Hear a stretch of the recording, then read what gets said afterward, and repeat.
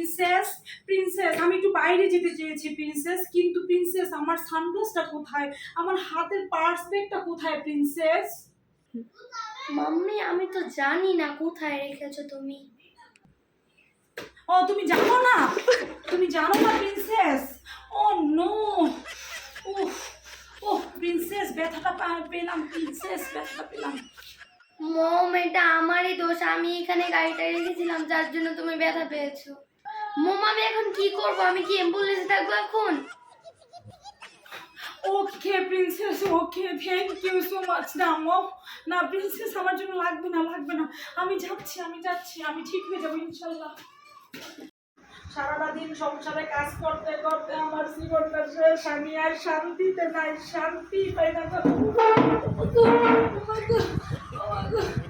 আমার আর শান্তি নাই, সংসারটা একেবারে আল্লাহ তাআলার কাছে গেলে আমি শান্তি পাবো। আমি উপরে যাইতেছি, উপরে গেলে খালি শান্তি পাবো।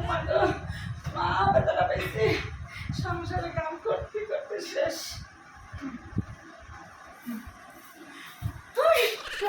ষোলোটা দিন মোবাইল চালাস, মোবাইলের ভিতরে ঢুকে যা, মোবাইলের ভিতরে ঢুকে যা। আমি কি করলাম? তুই কি করলি মানে? তুই 10টা দিন কি করলি? সারাদিন মোবাইল চালাস, কাম করতে করতে পাড়ার মধ্যে ব্যথা পেয়েছি, সংসারটা আমার কোনো শান্তি নাই।